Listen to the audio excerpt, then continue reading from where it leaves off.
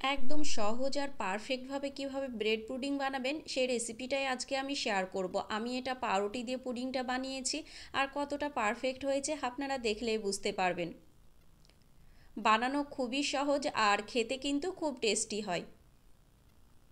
Bread pudding বানানোর জন্য আমি এখানে পাউরুটির যে স্লাইস হয় সেটা 2 পিস মতো নিয়ে নিয়েছি, বেশি লাগবে না। আপনারা যদি ছোট বানাতে চান তাহলে কিন্তু একটাতেই হয়ে যাবে। আমি যেহেতু একটু বড় বানাবো সেই কারণে আমি 2 পিস নিয়েছি। এবার এগুলোকে ছোট ছোট টুকরো করে কেটে নিতে হবে, মানে ছোট ছোট টুকরো করে নেব। আপনারা চাইলে কিন্তু এটা ব্লেন্ডারে ব্লেন্ড করে নিতে পারেন। আমি এবার একটা পাত্রে পাউরুটির স্লাইসগুলো মানে টুকরোগুলো নিয়ে নেব।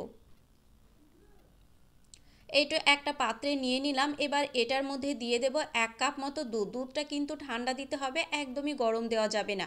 ঠান্ডা মানে দুধকে আমি ভালো মতো জাল দিয়ে নিয়ে খুব সুন্দর মতো ঠান্ডা করে নিয়েছি। আপনারা ফ্রিজের দুধও দিতে পারেন, কোনো অসুবিধা নেই। এবার দুধের সঙ্গে পাউরুটিটাকে খুব ভালো মতো মিশিয়ে নিতে হবে। এই তো দুধের সঙ্গে পাউরুটিটাকে কিন্তু খুব সুন্দর মতো করে আমি মিশিয়ে নিয়ে এক সাইডে রেখে দিলাম। এবার আমি ক্যারামেলটা বানিয়ে নেব। যেহেতু ক্যারামেল পুডিং বানাচ্ছি, ক্যারামেলটা তো অবশ্যই লাগবে। আমি একটা পাত্রে দিয়ে দিলাম 1 কাপ মতো চিনি। গ্যাসের আঁচটা হাই ফ্লেম করে দিয়ে চিনিটা যতক্ষণ না মেল্ট হয়ে আসবে ততক্ষণ কিন্তু আপনারা খুন্তি দিয়ে একদমই নাড়তে যাবেন না। চিনিটা যখন ভালো মতো মেল্ট হয়ে যাবে মানে গলে আসবে, তখনই আপনারা খুন্তি দিয়ে কিন্তু অনবরত নাড়বেন, না হলে কিন্তু পোড়া লেগে যেতে পারে। এবার গ্যাসের আঁচটা মিডিয়াম ফ্লেমে রেখে খুব সুন্দর মতো করে কিন্তু ক্যারামেলটা রেডি করে নিতে হবে। খুব সুন্দর একটা কালার না আসা পর্যন্ত আপনারা এরকম করে নাড়তে থাকবেন। দেখুন খুব ভালো মতো করে কিন্তু আমার ক্যারামেলটা রেডি হয়ে গিয়েছে। গ্যাসের আঁচটা এই পর্যায়ে একদম লো ফ্লেমে রাখবেন। এবার গ্যাসটা কিন্তু আমি বন্ধ করে দিয়েছি। খুব সুন্দর একটা কালার চলে এসছে। এবার যে পাত্রে আপনারা পুডিংটা রেডি করে নেবেন সঙ্গে সঙ্গে কিন্তু সেই পাত্রে ঢেলে নেবেন, না হলে কিন্তু ক্যারামেলটা জমে যাবে।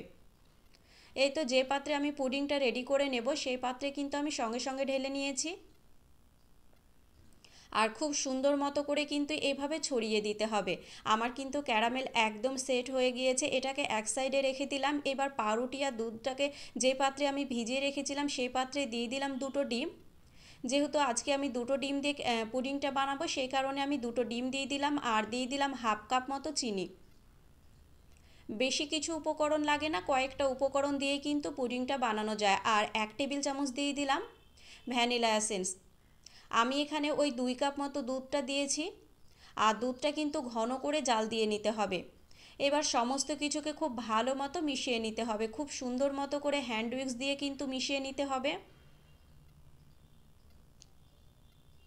আপনারা কিন্তু পাউরুটিটাকে ব্লেন্ডারে ব্লেন্ড করে নিতে পারেন। আমি কিন্তু ব্লেন্ডারে না ব্লেন্ড করে এইভাবে হ্যান্ড উইক্স দিয়ে খুব সুন্দর মতো করে মিশিয়ে নিয়েছি। এই তো সমস্ত কিছুকে কিন্তু আমি খুব ভালো মতো মিশিয়ে নিয়েছি, আর মেশানোও কিন্তু আমার হয়ে গিয়েছে। একদম ভালো মতো স্মুথ করে কিন্তু মিশিয়ে নিতে হবে। দেখুন আমার কিন্তু মিশানো একদম হয়ে গিয়েছে। এবার যে পাত্রে পুডিংটা বসাবো সেই পাত্রে কিন্তু এইরকম একটা ছাঁকনি দিয়ে ছেঁকে নিতে হবে। না ছেঁকে কিন্তু একদমই দুধের মিশ্রণটা ঢালবেন না, তাহলে কিন্তু পুডিংটা একদমই পারফেক্টলি হবে না আর স্মুথও হবে না। এরকম করে খুব সুন্দর করে কিন্তু ছাঁকনি দিয়ে ছেঁকে নিতে হবে।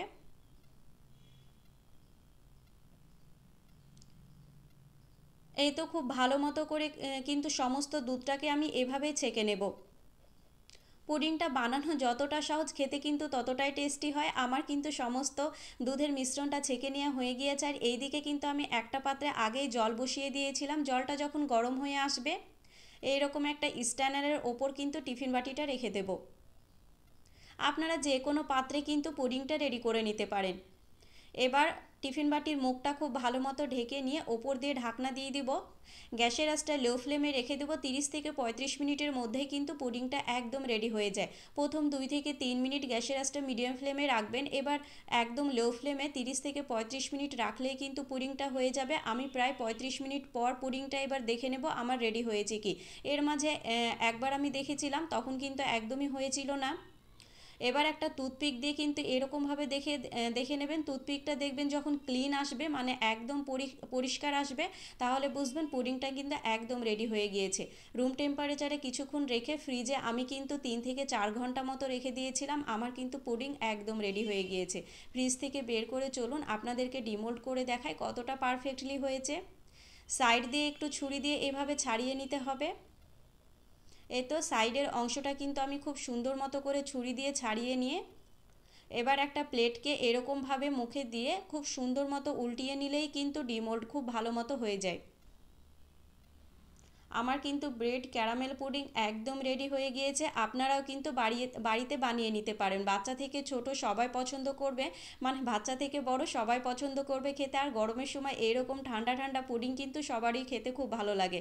দেখুন খুব সুন্দর মতো করে কিন্তু কাটা হয়ে যাচ্ছে। পুডিংয়ের রেসিপিটা কেমন লাগলো কমেন্ট করে জানাতে একদমই ভুলবেন না। আর কার কার পুডিং খেতে ভালো লাগে সেটাও কিন্তু কমেন্ট করে জানাতে একদমই ভুলবেন না।